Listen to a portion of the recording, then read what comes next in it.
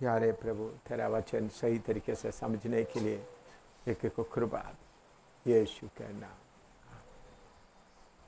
अभी हम पिता परमेश्वर का 4 टाइटल या 4 नाम सीखा। अभी 5वां पिता परमेश्वर का मत्ती 6:26, मत्ती 6:26, मैथ्यू 6:26।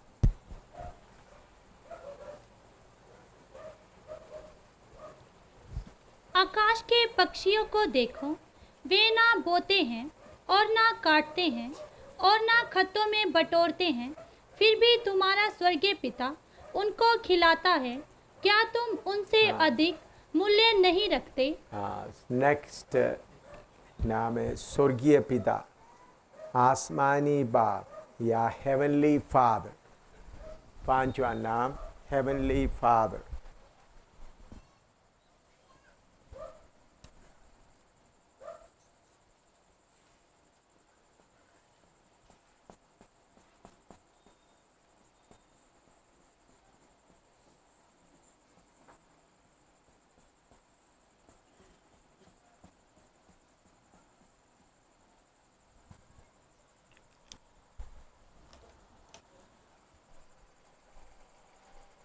स्वर्गीय पिता, हेवनली फादर। लिखो, प्रभु यीशु मसीह परमेश्वर को हमारे साथ में स्वर्गीय पिता के तौर पर प्रकट किया है। स्वर्गीय पिता बोलते समय में हमको इस धरती में earthly फादर, शारीरिक पिता भी है। तो स्वर्गीय पिता इब्रानियों की पत्री में भी उसके बारे में लिखा है। इब्रानी 12 अध्याय है।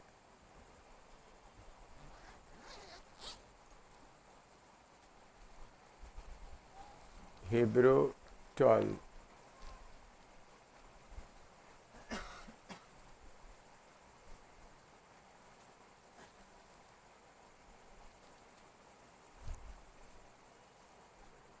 बारह का 9-10 पढ़िएगा।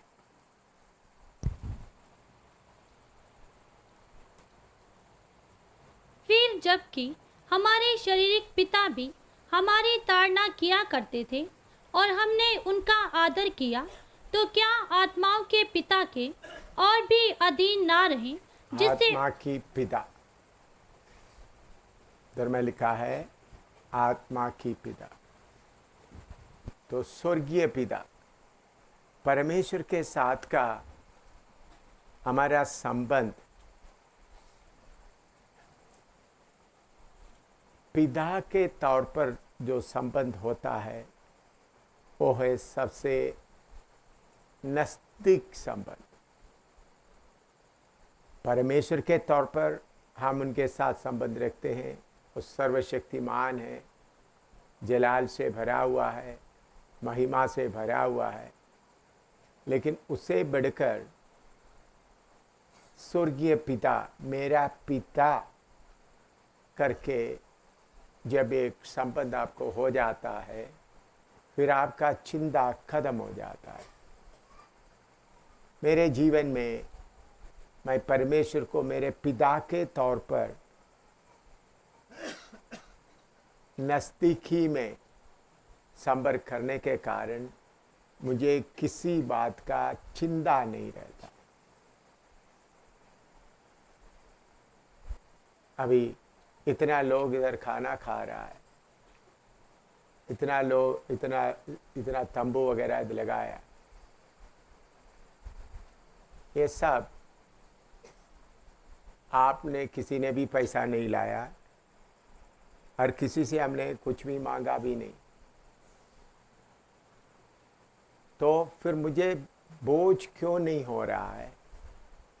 पिता के साथ जैसा संपर्क होने के कारण मेरा पिता सब देखभाल करेगा, ऐसे तसल्ली अंदर में है। मैं मेरे पिता से कुछ पूछने का जरूरत नहीं। मेरा पिता होने के कारण उनको सारे ज़रूरतों को मैं बोलने के बिना पहले ही वो जानते हैं। तो इसलिए मुझे मेरे पिता से कुछ मांगने का ज़रूरत नहीं। पिता का मर्जी के अनुसार मैं अपने आप को नम्र करके उनके अधीन में चलेगा तो किसी बात का चिंता नहीं रहता है। तो परमेश्वर के साथ का आपका रिश्ता पिता के साथ का रिश्ता शारीरिक पिता से भी कितना अच्छा है हमारा आत्मिक पिता। शारीरिक पिता कभी हम उनका मर्जी के अनुसार नहीं चलेगा तो हमको नफरत करेगा, लेकिन फिर भी प्यार करते हैं। लेकिन हमारा स्वर्गीय पिता शारीरिक पिता से भी कितना हमारे बारे में चिंता करता है। मेरे सिर में कितने बाल है, इधर में ध्यान दें, मेरे सिर में कितने बाल है करके मेरा शारीरिक पिता को मालूम नहीं है, लेकिन मेरा स्वर्गीय पिता को मालूम है मेरे सिर में कितना बाल। मुझे क्या क्या जरूरत इस दुनिया में होगा करके मेरे शारीरिक पिता को मालूम नहीं था, लेकिन मेरा स्वर्गीय पिता को मालूम था क्या क्या जरूरत है। मैं जन्म लेने के बाद ही मेरा शारीरिक पिता मुझे जाना, लेकिन मेरा स्वर्गीय पिता मैं जन्म लेने के पहले मुझे जानता था। मैं कौन सा रास्ते में जाएंगे, मैं कैसा करूँगा करके मेरा स्वर्गीय पिता अच्छी तरह मुझे मेरे बारे में जानते थे। तो आपका भी संबंध परमेश्वर के साथ स्वर्गीय पिता, मेरा पिता, ऐसा हालत में मेरा पिता के तौर पर उतना नज़दीक संबंध में आएगा तो फिर आपका जीवन बहुत ही आसान हो जाएगा। इतना लिखो, फिर आगे मैं बताता हूँ। आप जो शादी किया है, जिनको बच्चे हैं, उनको मालूम है अपना बच्चों के लिए कितना चिंता करते हैं। जिन्होंने शादी नहीं किया, बच्चा नहीं है, फिर भी आप कोई माँ बाप के अधीन में देख रहा है तो पिता आपके बारे में कितना चिंता करता है। हो सकता है आप में से किसी का बाप आप पहचानने का उम्र आने के पहले ही ये दुनिया छोड़कर चले गया हो, फिर भी बाकी लोगों का पिता अपने बच्चों के लिए कैसा चिंता करता है। इसी मुताबिक हमारे दिल के अंदर ये बात अच्छी तरह मालूम होना है कि मेरा पिता मेरे बारे में हर समय चिंता करता है। अभी भाई विल्सन इधर है, भाई विल्सन है, हाँ, वो पुलिस में है। क्यों इन्होंने इतना पुलिस में भाग दौड़ करके नौकरी करते हैं? उनका एक पत्नी है और बच्चे हैं। बच्चों के लिए मैं इंतज़ाम करना है। हर बाप के अंदर एक चिंता रहता है, मेरा बच्चे मांगने के पहले उनका ज़रूरतों को मैं पूरा करना है, उसके लिए भागता है। और बच्चों को ज़रूरतों को पूरा करते समय में बच्चे उनको धन्यवाद दे ना दे उसका चिंता नहीं होता। मेरा बच्चों का ज़रूरतों को मैं पूरा करना है। यह है एक बाप का दिल। आदम को सृष्टि करने के पहले आदम के लिए जितना ज़रूरत था पूरा उन्होंने एदन वाटिका में इंतज़ाम किया। एदन वाटिका को सिंचने के लिए नदी का इंतज़ाम किया, उनको खाने के लिए बहुत सारा फल लगा दिया, तो उनके लिए सब कुछ सर्वशक्तिमान परमेश्वर पिता के तौर पर इंतजाम किया। उसके बाद वो देख रहा आदम अकेला रहना अच्छा नहीं समझकर उनके लिए पत्नी का भी बारे में पिता ने ही सोचा। तो हमको ये बात हमारे दिल में अच्छी तरह बैठना है, हमारे बारे में चिंता करने वाला, सोचने वाला एक पिता है। हमारा अंदर में ये बात पक्का होना है कि मेरा पिता मेरे बारे में चिंता करता है। मेरा पिता दूर से मेरे ज़रूरतों को जानता है। मेरे शारीरिक पिता को मैं बोलने के बाद ही मेरा ज़रूरत मालूम हो जाता है, लेकिन मेरा आत्मिक पिता को आज का मेरा ज़रूरत क्या है, कल का ज़रूरत क्या है, आने वाला दिनों में मेरा मौत तक का क्या ज़रूरत है, मेरा मौत कैसा होगा, मैं मरते समय में मेरे शरीर में कौन सा कपड़ा पहना हुआ होगा, वो भी मेरा पिता को मालूम है। मालूम है या नहीं? तो हमारा पिता, हमको ऐसा एक पिता है जो हमारे बारे में पूरा चिंता करता है। आपका संपर्क प्रभु के साथ ठीक नहीं होते वक्त आप परेशान हो जाता है। लोग क्यों परेशान हो जाता है? बाकी हम बोलेंगे इनके कारण मैं ठीक नहीं, इनके कारण ठीक नहीं, इनको कारण। आपका संबंध प्रभु के साथ, पिता के साथ ठीक नहीं है। पिता के साथ आपका संबंध ठीक है तो हर समस्या में हाँ हे पिता करके बोलते समय भी वो सारे चिंता खत्म हो जाता। मैंने आपको बोला काकी पिंड में, पंजाब काकी पिंड में जलंधर के नज़दीक, मैं बटुआ पेड़ स्कूल के रखे, पिता आपने मुझे इतना तीन दिन इधर प्रचार किया, आपने गर्म पानी तक भी नहीं दिया। मैंने उस वक्त भी दे दो करके नहीं बोला, पिता करके एक कंप्लेंट जैसा किया। फिर बाद में मैंने 11 बजे बताया, उन्होंने 8 बजे, रात को 8 बजे ही इंतज़ाम किया था। तब मैंने बोला आगे को मैं वो गलती भी नहीं करेगा। मेरा पिता मेरा भूख जानता, मेरा पिता मैं कौन सा कपड़ा पहना वो जानता, मेरा पिता मेरा आदत जानता, मेरा पिता को मालूम है मुझे कौन सा चीज़ पसंद रहता है, मेरा पिता को मालूम है किस बात में मैं खुश रहता हूँ। ये सारे बात मानने वाला है स्वर्गीय पिता। हमारा आने वाला जीवन के बारे में, कल क्या होगा, रात को क्या होगा, ऐसा हर बात को अच्छी तरह जानने वाला एक पिता होने के कारण पिता के नज़दीक में, उनके गोद में बैठते हुए, उनको खुश करते हुए आगे बढ़ना है मसीह जीवन, उनका मर्जी के अनुसार। अभी मैं बाप हूँ, मेरा बेटा है फिन्नी के पत्नी के ज़रूरत के बारे में भी मैं सोचता हूँ, फिन्नी के जो 2 बच्चे उनके बारे में भी मैं सोचता हूँ। तो क्योंकि वो मेरा बेटे के साथ का संबंध है, लेकिन हमारा स्वर्गीय पिता के साथ में पोता नहीं है, सब डायरेक्ट बच्चे हैं, कोई बच्चों का बच्चा नहीं,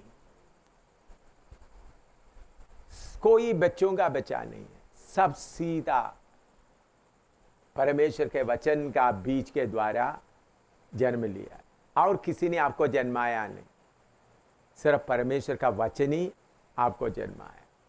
तो परमेश्वर के साथ में पिता के तौर पर का आपका संबंध बनेगा तो बीमारी के समय में भी आपको मालूम है पिता कमजोर बच्चों को ज़्यादा ध्यान देता है, बीमार बच्चों को ज़्यादा ध्यान देता है नहीं देता है।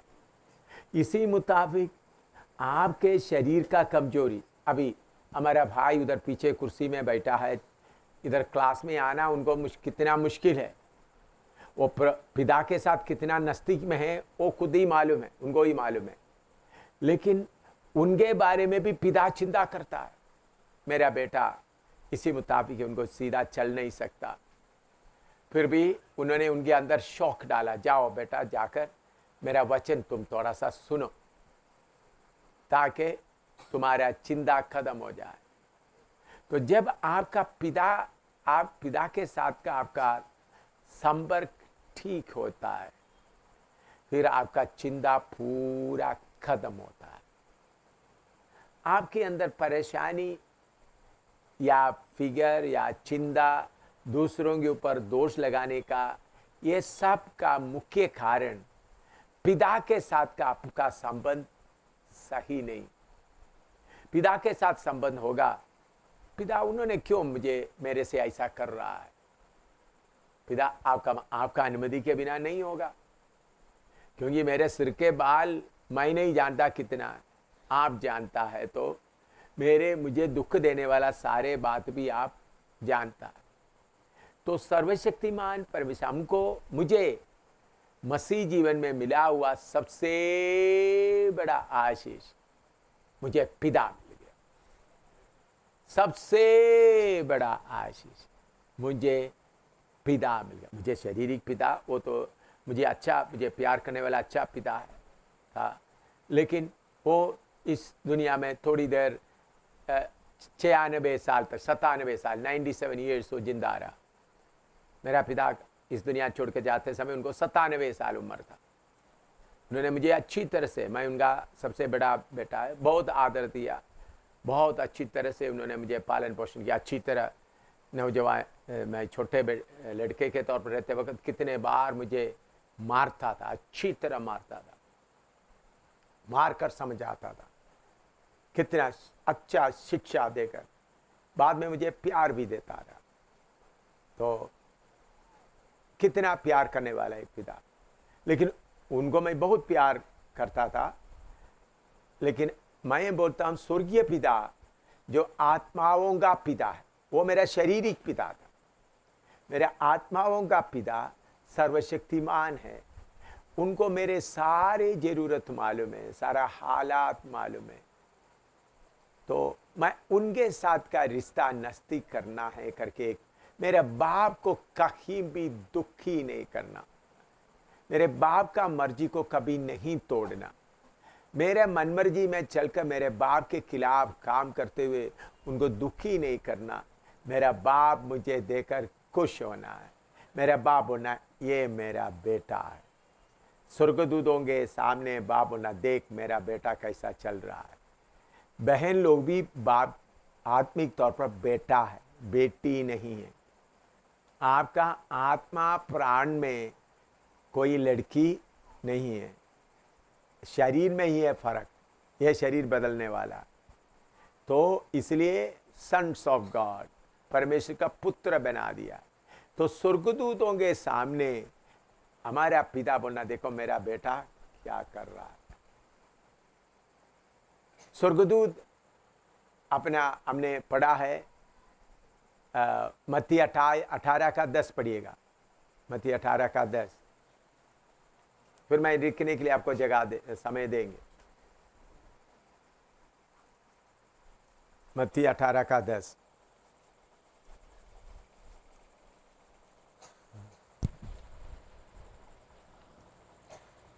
देखो तुम इन छोटों में से किसी को तुच्छ ना जानना, क्योंकि मैं तुमसे कहता हूँ कि स्वर्ग में उनके दूत मेरे स्वर्गीय पिता का मुंह सदा देखते हैं। हाँ, स्वर्ग में उनका दूत स्वर्गीय पिता का मुंह सदा देखते। इसका मतलब आपके बारे में रिपोर्ट क्या है? ए पिता, स्वर्गदूत आपके लिए भेजा हुआ स्वर्गदूत आपके बारे में सदा देखते हैं। देख पिता, तो स्वर्ग का दूत जो आपके साथ चलता है वो बोलना है, पिता ये आपका सही पुत्र है। आपके साथ चलने वाला दूत आपके बारे में क्या एहसास करना है, ये तो सही पुत्र है। ये पिता का सिरदर्द नहीं। आपको मालूम है कुछ घरों में बेटा क्या बन जाता है, मां अपना पिता का सिरदर्द बनता है। तो स्वर्गीय पिता बोलना है, ये मेरा आज्ञा मानने वाला बेटा। इतना लिखो। गलती होने के बाद भी पिता आदम के बारे में कैसा चिंता करता है। उत्पत्ति 3 का 21 पढ़ो। उत्पत्ति 3 का 21, जेनेसिस 3:21। आदम पाप किया, फिर भी उसके बारे में पिता कैसा चिंता करता है। उत्पत्ति 3 का 21। और यहोवा परमेश्वर ने आदम और उसकी पत्नी के लिए चमड़े के अंगरखे बनाकर उनको पहना दिए। उन्होंने पाप किया, परमेश्वर का आज्ञा को तोड़ दिया, फल तोड़कर खाया, नंगा हो गया। पिता परमेश्वर बोल सकता था, जाओ। परमेश्वर ऐसा करने के जगह में क्या कर रहा है, उनके लिए कपड़ा या उनके लिए चमड़े का अंगरखा बनाकर क्लोथिंग उनको पहना कर भेज दिया। इस बात को सोचते समय में इसके साथ मिलने वाला दूसरा एक बात भी आपको बताना चाहता हूं, वो है उसका 8 और 9। उत्पत्ति 3 का 8 और 9। जेनेसिस 3, 8 और 9। तब यहोवा परमेश्वर जो दिन के ठंडे समय वाटिका में फिरता था का शब्द उनको सुनाई दिया। तब आदम और उसकी पत्नी वाटिका के वृक्षों के बीच यहोवा परमेश्वर से छिप गए। तब यहोवा परमेश्वर ने पुकार कर आदम से पूछा, तू कहाँ है? इधर में आदम पाप किया, उनको बुलाकर प्रभु के सामने, पिता के सामने खड़ा करने के लिए स्वर्गदूत कितना, स्वर्गदूत को बोल सकता था, तुम उनको मेरे पास लाकर खड़ा कर दो, लेकिन उनको बुलाने के लिए खुद आया, खुद आए। जिधर में आदम छुपा हुआ है उधर ही आकर बुला रहा है, आदम तो कहाँ है? क्योंकि परमेश्वर उनको पुत्र के तौर पर उनके हाथ से बनाया। लेकिन मैं दूसरा भेद बताता हूं। आदम को मिट्टी से बनाया, उनके शरीर में परमेश्वर ने अपना जान फूंका, लेकिन हमारा शरीर भी, आत्मिक शरीर भी पिता से बना है। आपके और मेरे अंदर का आत्मिक शरीर पिता का बीज से बना है। पिता का बीज क्या है? वचन। आदम पिता का बीज से बनाया नहीं था, मिट्टी से बनाया था, आत्मा और प्राण उनके अंदर फूंक दिया। लेकिन हमको आदम से भी ऊंचा स्थान से बुलाया, ऊंचे स्थान पर प्रभु ने बना कर रखा। उनका वचन का बीज के द्वारा हमारा पितरी मनुष्य पूरा बना। तो आदम के लिए परमेश्वर नंगा हो गया तो दुख हो गया, उनको छुपा हुआ स्थान में जाकर बुलाया। तो आपके जीवन में आप गलती करके चुप कर बैठा हुआ तो भी आज भी वो पिता का प्यार आपके पास आता है, बेटा बेटी तू कहाँ छुपा हुआ है। और उसके बाद उस छुपने का कारण क्या था? नंगा हो गया। वो नंगापन को भी पिता ने हटाकर उनको वस्त्र पहनाया। इस सारे बात में आदम या हवा, पिता हमने पाप किया हमको माफ करो करके एक बार भी बोला नहीं। उनको तुमने क्यों किया बोलते वक्त आदम बोलता है स्त्री ने किया, स्त्री से पूछते वक्त सांप ने किया। अपना पाप मानने के लिए भी तैयार नहीं। मैं क्यों बोलता हूं, कभी कभी जब हम अपना पाप को भी नहीं मानते तब भी हमारा स्वर्गीय पिता इतना प्रेम से भरा हुआ है, बाद में पाप को मानेगा समझकर आपको संभालता है। इसलिए मैं और आप इधर बैठे हैं। हमारे पापों के लिए एकदम गलती के लिए सजा दिया हुआ होता तो आज मैं इधर नहीं बैठना था, आप में से बहुत तेरे लोग इधर नहीं होना था।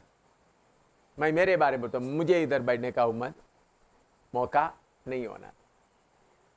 मेरा पिता मैं मांगने के पहले मेरे पापों को भी वो माफ करता है,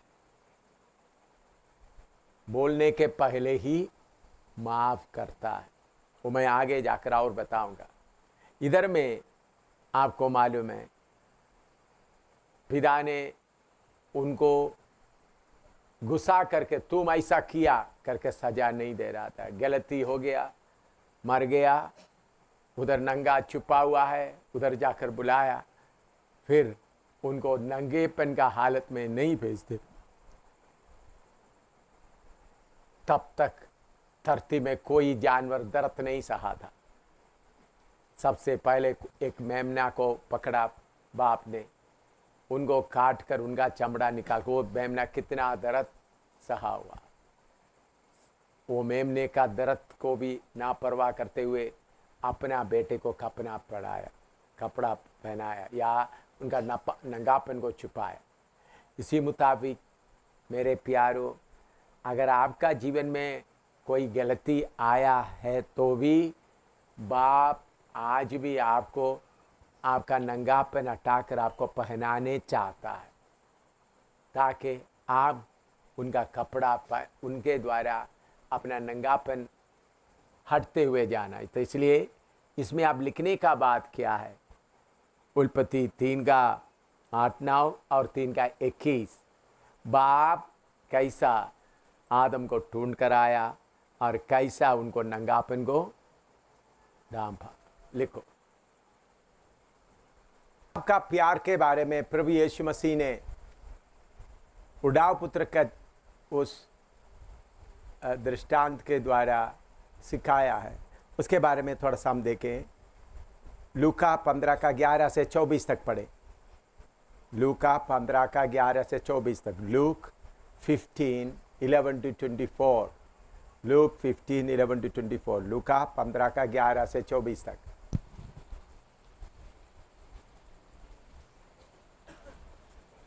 फिर उसने कहा, किसी मनुष्य के 2 पुत्र थे।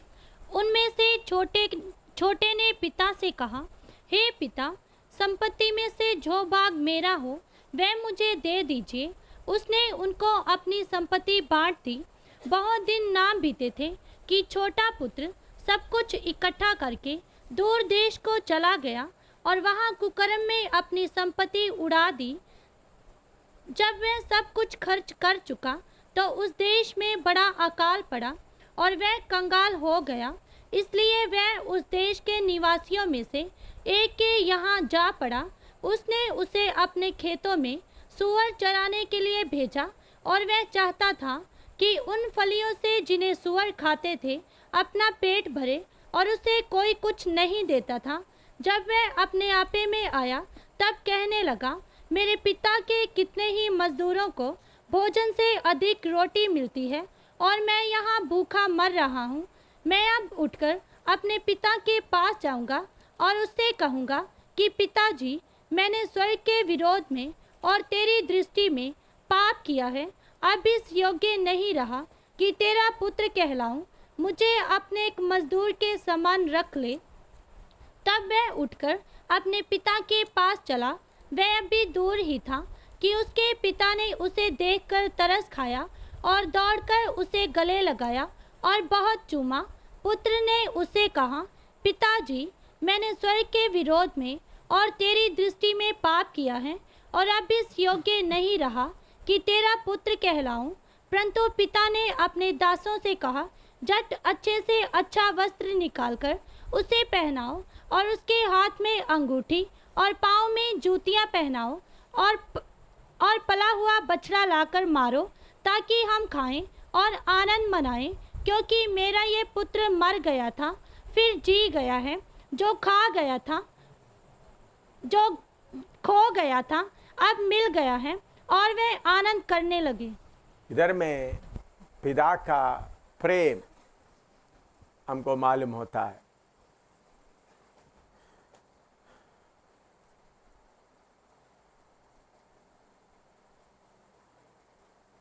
इधर उसका 20वां पद में हम पढ़ते हैं, तब वह उठकर अपने पिता के पास चला। वह अभी दूर ही था कि उसके पिता ने उसे देखकर तरस खाया और दौड़कर उसे गले लगाए और बहुत चूमा। प्रभु यीशु मसीह ने पिता को प्रकट किया। स्वर्गीय पिता के बारे में प्रकट करने वाला कौन है? पिता, प्रभु यीशु मसीह। इधर उन्होंने एक दृष्टांत के तौर पर बताते हुए पिता का प्रेम को प्रकट करता है। तब उठकर अपने पिता के पास चला। वह अभी दूर ही था कि उसके पिता ने उसे देखकर तरस खाया और दौड़कर उसे गले लगाया और बहुत चूमा। गले लगाया और क्या किया? बहुत चूमा। लिखने के लिए बाद में आपको समय देगा, तब लिखना। बेटा बाप से माफी मांगने के पहले पिता ने क्या किया?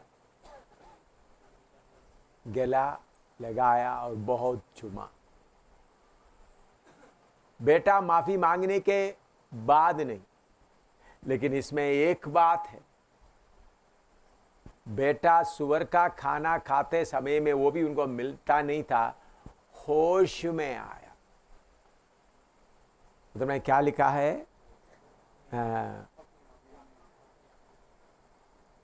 अपने आप में आया, तब कहने लगा,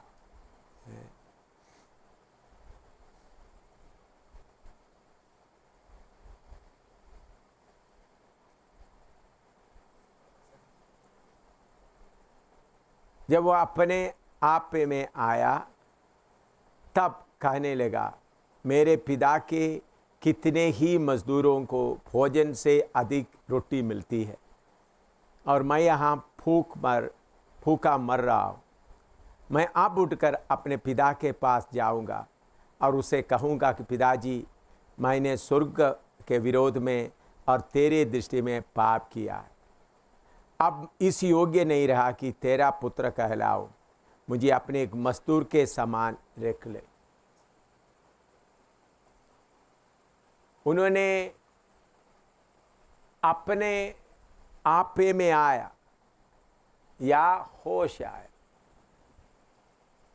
उसके पहले पाप के मजा उठा रहा था। जब अपने उठकर अपना पाप की या अपना मनमर्जी की जगह से निकल कर जा रहा है, जब अपना गलती को इकरार करते हुए जिधर उन्होंने घर से निकल कर गया और उधर जाकर उस हालत में रहने के बाद जब उनको मालूम हो गया मेरे बाप के घर में क्या क्या हो रहा है, उन्होंने उधर से उठकर अपने बाप के घर की ओर आ रहा है, पश्चाताप के साथ आ रहा है। बाप उनको ढूंढकर सुअर का भोजन खाते समय में मार मार कर लेकर नहीं आया। बाप ने उनको सुअर के जगह में जाकर मार मार कर लेकर नहीं आया, अपने आपे में आया। अपने में आपे में आया तो बोलता, बाप आपका बेटा पुत्र कहलाने के मैं योग्य नहीं। तो बाप प्रेम से भरे हुए उनको पकड़कर उन्हें गलती मानने के पहले ही उनको बहुत चुमा। तो इसमें जो बात आपको लिखना है लिखो, फिर बाकी आगे मैं बताऊंगा। पुत्र ने पिता से अपना गलती मान लिया, लेकिन पिता उन बातों के ऊपर तुमने क्यों ऐसा गलतियां करने के जगह में, उसका 22वां पद हम पढ़ते हैं। परंतु पिता ने अपने दासों से कहा, जट अच्छे से अच्छा वस्त्र निकालकर उसे पहनाओ और उसके साथ में अंगूठी, उनके हाथ में अंगूठी और उनके पाँव में जूतियां पहनाओ। इधर में उन्हीं दिनों में इस्राएल में ऐसा होता था, जब बाप उम्र में आ जाता है तब उनका घर का सारे अधिकार पुत्र को देते थे। आमतौर पर पहला पुत्र, पहलौठा का जो फर्स्ट बॉर्न, पहला पुत्र को बड़े बेटे को देता है, लेकिन इधर में बड़े बेटे को नहीं मिल रहा है। ऐसा देते समय में अंगूठी पहनाता है और नए जूते पहनाता है और घर में पार्टी करता है, मतलब और पला हुआ बछड़ा लाकर मारो ताकि हम खाएं और आनंद मनाएं। पिता ने उनको माफ किया हुआ सिर्फ नहीं, घर का अधिकारी भी बनाए। देखो, यह है पिता का प्रेम। लेकिन वो बेटा ने क्या किया था, अपने आपे में आया, अपना गलती को एहसास किया, अपना उस दोस्ती से निकल कर आ गया, उस बुरे संगति में पड़ा था, उस संगति से निकल कर आ गया, छोड़कर निकल कर आ गया। मुझे अभी बुरी संगति नहीं चाहिए, दोस्तों के साथ संगति नहीं चाहिए। अभी मैं खोलकर बताना चाहता हूं, आप लोग नौजवान लड़के लड़की लोग हैं इधर में, अच्छी तरह इधर सुनो। आपको किसी को बेइज्जती करने के लिए नहीं, बल्कि असलियत में बताता हूं। इस संसार का, शैतान का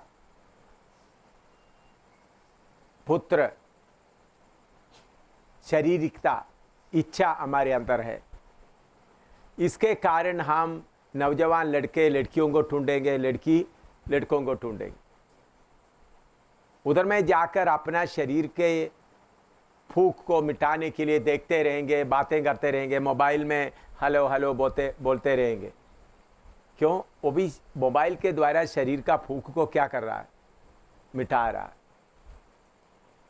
तो ऐसा करते समय में आप स्वर्गीय पिता से और अपना घर से भी दूर चले जाता है। पिता आपको दोबारा पूरा प्यार देने, तो आप उस हालत से उठना, उस पुराना दोस्ती को पूरा छोड़ना है। कुछ लोग आधा छोड़ते, आधा रखते हैं। ऐसा रखने के कारण पिता का पूरा अनुग्रह नहीं मिलता है। ठीक है, मेरे से हो गया गलती, पूरा छोड़कर आएगा तो पिता पहले हालत से भी ज्यादा क्या करेगा, आशीष देगी। इधर में हम देखते हैं उनके लिए अंगूठी दिया गया, वस्त्र पहनाया गया, उसके अलावा जूता भी पहनकर अधिकार भी दे दिया, और घर में बड़ा पार्टी हो रहा है। तो आपके जीवन में प्रभु कुछ लोगों को बार बार परेशानी क्यों हो रहा है, वो सुअर का इलाका छोड़ता नहीं है। सुअर का इलाका मतलब जो इस संसार की जो प्यार आपके मन में, उसको छोड़ता नहीं, उसे नफरत नहीं आता। उसे नफरत आकर उठकर आएगा तो हम क्या करते हैं, पिता मुझे बचा लो बोल के उधर पकड़े रहता है। ऐसा लोगों को पवित्र पिता पकड़ेगा नहीं। आप बाद में आग के झील में जाकर तड़पेंगे। आपका खुशी का पूरा जल जल कर निकलेगा, तब मालूम होगा मुझे वचन भी मालूम था, प्रचार भी सुना था, मैं बाइबल भी पढ़ता था, बपतिस्मा भी लिया था। तो अपने जगह से छोड़ निकल कर वापस चलना है, मुड़ कर नहीं जाना। तब भी पिता का प्यार प्रकट होगा, क्योंकि पिता पवित्र है। वो पापियों को प्यार करता है, पाप को प्यार नहीं करता। प्रभु मैं छोड़ देता हूं इस अपने मजाक, अपने ये गंदे शरीर के मजाक के लिए मैं नहीं जाऊंगा, इस आंखों के खुशी के लिए मैं नहीं जाऊंगा, मैं कान के खुशी के लिए उस लड़के या लड़की का बातें सुनने के लिए मैं टाइम नहीं बिताऊंगा। ऐसा दिल में जो पक्का फासला करता है, उधर से निकल कर आता, फिर मोड़कर उधर नहीं जा। ऐसा हालत को बोलते हैं पश्चाताप। नहीं, कुछ लोग आधा इधर है, जब प्रभु खाटेगा आपको, शैतान की हाथ में सौंप देगा, पागल जैसा घूमेगा, तब आपको मालूम होगा क्या हो गया। खास करके विश्वासियों को बच्चा सीधे रास्ते में नहीं चलेगा तो प्रभु आपको पागल बनाकर इधर उधर जंक्शन में बैठा देगा, ताकि बाकी लोगों को भी क्या हो जाए, डर आ जाए। आप क्या करेंगे, पागल बनकर झाड़ू लगाएंगे, झाड़ू लगाकर इधर उधर टट्टी उठाकर सिर में डालकर बैठे रहेंगे। मैं चेतावनी के तौर पर बताता, जब एक रास्ता पाप है मालूम हो गया, होश में आ गया, छोड़ो उसको, पूरा छोड़ो, खेलते नहीं रहना। ये उड़ाओ पुत्र, अच्छा पापा मुझे घर में भी रखो, मैं सुअर का भी खा लूं। नहीं, उधर से निकल कर बाहर आ गए। कुछ लोग पाप छुपा के रखते हैं। आप लोग सोचते हैं मुझे मालूम नहीं है, आत्मा में मालूम नहीं होता। आत्मा में सब बातें मालूम होता है, लेकिन सब बातें हम बताता नहीं है, जरूरी बातों को ही बताता है। आज मैंने पूरा विवरण पे, आज हमारे ऑफिस से एक छोटा सा चीज गुम हो गया। रोबीना सिस्टर मुझे बोला ये चीज गुम हो गया, एकदम मुझे आत्मा बताओ किसके पास है। बाद में प्रभु ने उसको सबूत भी दे दिया। उन्होंने बोलते ही मुझे मालूम हुआ, आत्मा मुझे बताया। मैंने एक व्यक्ति को बोला, बताया इनके पास है, पूछो। तो मैं क्यों मैं बात बताता है, पवित्र आत्मा से छुपकर हम कुछ भी नहीं कर सकता। अनन्या सफीरा बेचा, थोड़ा कुछ पैसा अपने पास रख दिया, वो भी पतरस को मालूम हुआ। तो मनुष्य को परमेश्वर इतना बताते तो स्वर्गीय पिता को कितना मालूम होता है। इसलिए आपको प्रभु अंगूठी पहनाना चाहता है, जूता पहनाना चाहता है, घर में बड़ा खुशी का प्रोग्राम बनाना चाहते हैं, लेकिन आप सुअर का काम क्या करना है, पूरा छोड़ना है। हो गया, गलती हो गया, ठीक है, सीख लिया, उसको मैं पूरा छोड़ देता। थोड़ा प्रार्थना करो। आप में से कुछ लोग पश्चाताप सही तरीके से करने का, बाद में मैं आगे बताऊंगा। पवित्र आत्मा बताते हैं आप में से कुछ लोग पश्चाताप करने का है। मैंने वो सोचा नहीं था, मैं बाप का प्रेम के बारे में बताने का था, लेकिन अभी पवित्र आत्मा बोलते हैं आप में से कुछ लोगों को पश्चाताप करने का मौका दो, ताकि आप शैतान की कब्जे से आजाद हो जाए, अपने सुअर का जगह से निकले।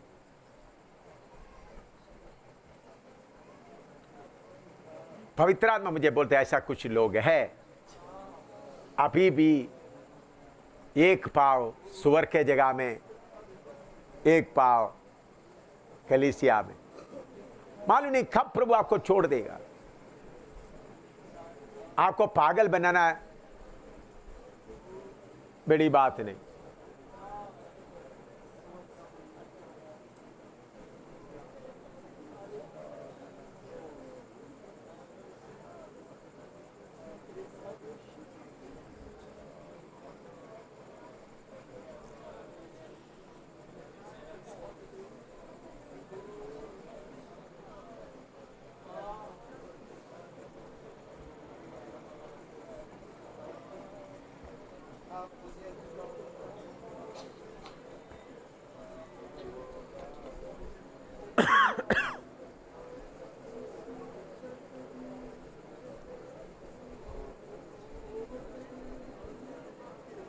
इधर देखे एक घटना पवित्र आत्मा मुझे बताने के लिए बोल रहा है। केरला में ट्रिवांड्रम में, तिरुवनंतपुरम में एक सेवक था, उनका नाम था पौलोस लारी। वो बहुत अच्छा प्रचार करता था, उनके द्वारा बीमार लोग भी अच्छे हो गए थे, लेकिन उनके अंदर घमंड आ गया और कुछ गलतियां आया। उनको बोला, चेतावनी दिया गया, इसको इकरार करो, लेकिन इकरार करके पूरा छोड़ा नहीं। वो पाप का रास्ते को उन्होंने पूरा छोड़ा नहीं। एक दिन इतवार का आराधना के बाद बाहर निकला, कपड़ा फाड़ना शुरू किया। कौन? पादरी। कपड़ा फाड़ दिया, आधा नंगा हो गया। बाद में शंकर का एक फोटो कहीं से लेके आया। वो पहले हिंदू थे, अभी शंकर का एक फोटो लेके आया, भीख मांगना शुरू कर दिया। कौन है? पादरी। तिरुवनंतपुरम शहर में और तिरुवनंतपुरम नागरकोविल नजदीक है, जगह जगह में फोटो, वो शंकर का फोटो उधर रखेगा, लोगों को भीख मांगेगा, लोगों को खिला देगा। इतना बुरी दशा में नाले में मर गया। इतना मक्खी, उसे उठाने के लिए भी कोई नहीं था। कौन है? एक सेवक, बहुत बीमारों को भी चंगा किया हुआ आदमी। प्रभु की आत्मा उनको प्रभु ने उठा दिया।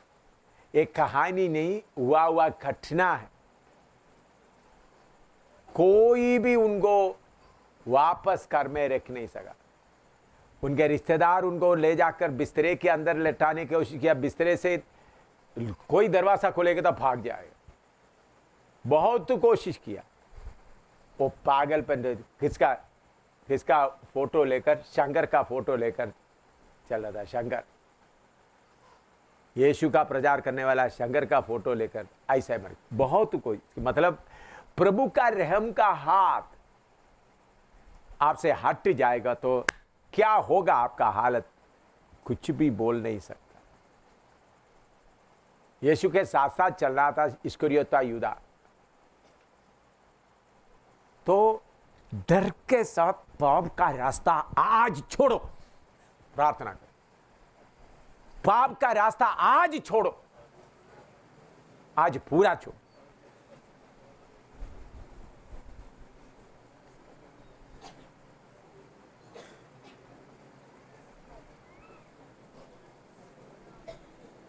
सुअर का रास्ता आज ही छोड़ो।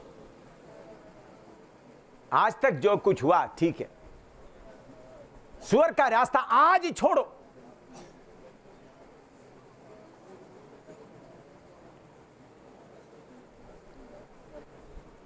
तुमको पागल बना करके इधर उधर का नाली, कुत्ते की तरह नाली के खाने का समय आने के पहले आज ठीक हो जाओ प्रभु के साथ।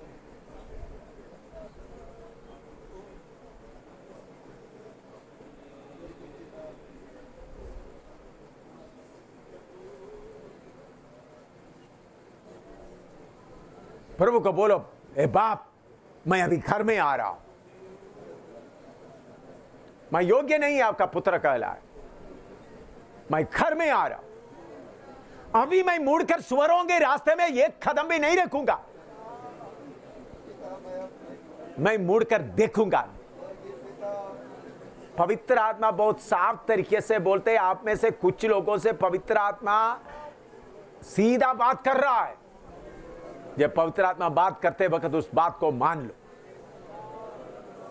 मैं आपको खड़ा होने के लिए नहीं बोल रहा, हाथ उठाने के लिए नहीं बोल रहा। आपको जब प्रभु मेरे से बात कर रहा है, प्रभु के सामने अर्पण करो। मैं आपको हाथ खड़ा करने के लिए नहीं बोल रहा हूं, उठो करके नहीं बोल रहा हूं। बाप आपको देख रहा है। अगर आप होश में आएगा तो आज ही अंगूठी मिलेगा, आज ही नया जूता मिलेगा, आज ही अंगूठी मिलेगा, अधिकार का अंगूठी मिलेगा। प्रभु पिता, मैं स्वर्ग का मार्ग में गया, अभी मैं वापस आ गया, अभी मैं पूरा वापस आ रहा हूं।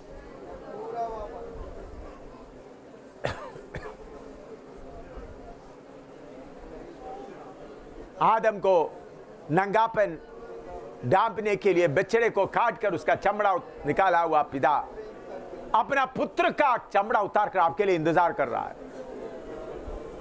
क्रूस पर अपना पुत्र का चमड़ा उतारकर आपको पहनाने के लिए इंतजार कर रहा है,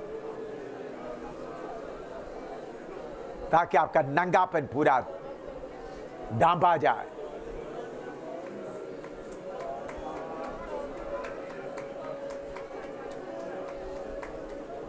अभी ताली बजाने का समय नहीं है।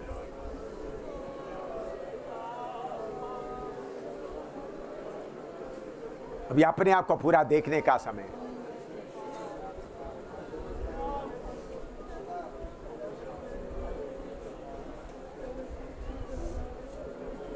मान लो अब बाप के साथ, बाप मैंने गलती की, बाप मैंने गलती कर दिया,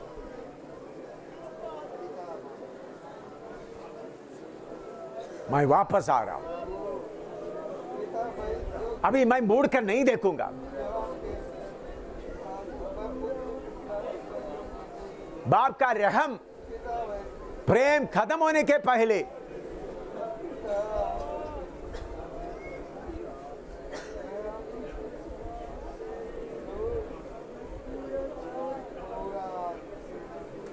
आज इधर से उठकर जाने के पहले बाप के साथ का रिश्ता पक्का कर दो। स्वर्गीय पिता के साथ का आपका रिश्ता पक्का करो, आपका टूटा हुआ रिश्ते को पक्का करो।